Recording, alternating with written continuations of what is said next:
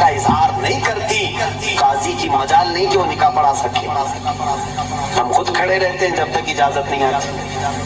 پہلے ہم عورت کی اجازت لے کر کے آتے ہیں، اور پھر عورت کو اس کا حق مہر دینے کا حکم بھی مرد کو دیا گیا ہے کہ وہ تمہیں اپنی زندگی چھوڑ کر آ رہی ہے، اپنا گھر چھوڑ کر کے آ رہی ہے، اس کا حق مہر ادا کرو۔ اور لانے کے بعد جانتے ہیں میرے آقا صلی اللہ تعالیٰ علیہ وسلم کی تعلیمات کیا ہے؟ اللہ اکبر۔ حضور اکرم صلی اللہ علیہ وسلم نے تاکید کے ساتھ فرمایا ہے کہ عورتوں کے ساتھ سختی نہ کرو۔ اپنے آخری خطبے میں حضور نے عرفات کے میدان میں یہ بات تک فرمائی، عورتوں کے معاملات میں اللہ سے ڈرو، حد سے زیادہ نہ بڑھو، عورتوں کے ساتھ اتنی سختی نہ کرو۔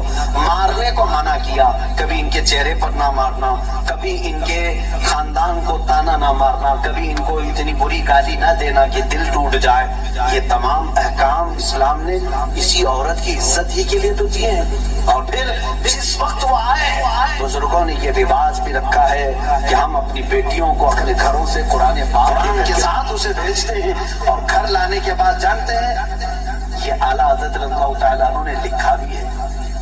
اعلیٰ حضرت فرماتے ہیں جب نئی دلہن گھر میں آئے تو اس کے پیروں کا دھون جو ہے وہ اگر گھر کے چاروں کونوں میں ڈالو تو برکت آئے۔ وہ آ رہی ہے اپنا رزق لے کر کے آ رہی ہے، اپنا رزق لے کر کے آ رہی ہے، یہاں تک ہمارے لیے کہا گیا۔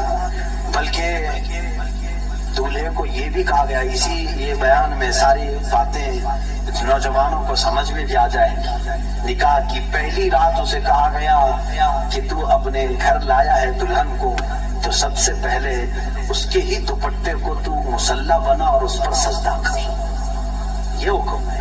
عورت کی عزت نہ ہوتی تو ہم مصلی بناتے اس کے دوپٹے کو؟ پہلی رات کہا گیا ہے۔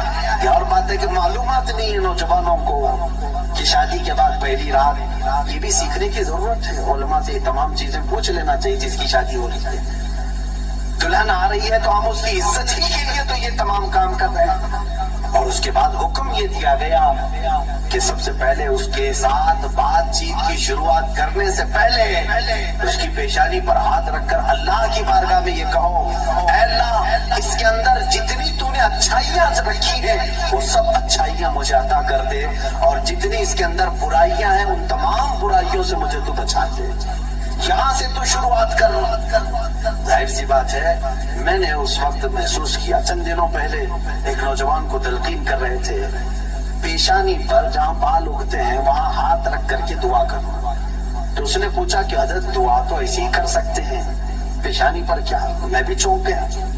اس کو میں بتاؤں، میرے ایک استاد سے میں نے پوچھا کیا ایسا ہے کہ اپنی دلہن کی پیشانی پر ہاتھ رکھ کر کے اس طرح دعا کرنا چاہیے؟ انہوں نے کہا ہاں ہے، دعا تو کیسے بھی کریں، ہاتھ نہ رکھیں اور ہاتھ چھوڑیں ہاتھ اٹھائیں، سب دعا اللہ سنتا ہے، لیکن اس لیے پیشانی پر رکھ کر کے دعا کرنے کے لیے کہا گیا کہ وہ آج اپنے والدین کو چھوڑ کر کے آئی ہے، اس کے وسیلے سے اللہ جلدی دعا قبول کرے گا۔ اس کا دل مغموم ہے، وہ غمگین ہے، اور غم زدہ لوگوں کے ساتھ میرا مولا ہے۔ وہ اپنے والدین کو چھوڑ کر کے تیرے گھر آئی ہے، وہ مغموم ہے، بہت غم زدہ ہے آج، اس کی پیشانی پر ہاتھ رکھ کر کے دعا کرو۔ میرا اسی دن یہ ذہن سمجھ گیا کہ اسلام میں عورت کو وہ مقام دیا ہے، وہ عزت دی ہے۔ ہم نے اس کو اپنے جسموں کو سکون پہنچانے والا آلہ نہیں سمجھا، مشین نہیں سمجھا، بلکہ حقیقی مسلم وہ ہے جو اپنی اس عورت کی عزت بھی کرے، احترام بھی کرے۔ السلام علیکم ورحمۃ اللہ وبرکاتہ۔ میرے ناظرین رکے دوست رکے، اگر آپ بغیر شادی شدہ ہے نا تو شادی ہونے سے پہلے، شادی کرنے سے پہلے، نکاح ہونے سے پہلے آپ ایک مرتبہ اس مسئلے کو جان لیجئے گا۔ آج کل ہمارے رواج میں یہ ہو چکا ہے کہ جب ایک لڑکا اور لڑکی کا جب نکاح ہوتا ہے، جب دلہا دلہن کو اپنے گھر لے آتا ہے، جب شادی کی پہلی رات ہوتی ہے تو شادی کی پہلی رات میں ہم بستری کیسے کرنا چاہیے، اور آج یہ ایک رواج بن چکا ہے کہ جب تک دلہن کا خون نہ نکلے شرمگاہ سے تب تک وہ پاک دامن نہیں ہے۔ تو کیا ایسا بھی ہوتا ہے؟ آپ سب سے پہلے مفتی سلمان اظہری صاحب کے زبان سے بیانات کو سماعت کر لیجیے۔ اللہ کے رسول صلی اللہ تعالیٰ علیہ وسلم نے جو فرامین دیے ہیں، عزیزان گرامی وقار، یہ نکاح کے اس سسٹم کو بھی میں آپ کو بتاؤں۔ کچھ تو وہ ہیں جو یہ اسلام کے خلاف بھونک رہے ہیں کہ عورتوں کے اوپر زبردستی बेइज्जती होती है इस्लाम में, और दूसरों की क्या बात करो, हमारे हिंदुस्तान पर बैठा हुआ उन्हें क्या बताऊं, ये भी बड़ी औरतों की, हम पीड़ित महिलाएं हैं, मुस्लिम पीड़ित महिलाएं हैं, जो खुद बीवी को छोड़ बैठा है, सारी मुस्लिम औरतें पीड़ित हैं। अल्लाह अकबर, वो खुद अपनी बीवी को देखने नहीं जा सका, जिंदगी खत्म होने आ गई, बाल सफेद हो गए, पीड़ित महिलाएं हैं मुसलमान। हाँ, अगर ऐ मुसलमानों कोई भी हम में से औरत पर जोर जबरदस्ती करता है, याद रखो मैं तुम्हें बताऊं कि कुरान की क़यामत के दिन अल्लाह जानवरों पर भी उठाए हुए हाथ का फैसला लेगा, तो औरत की बात तो दूर की है।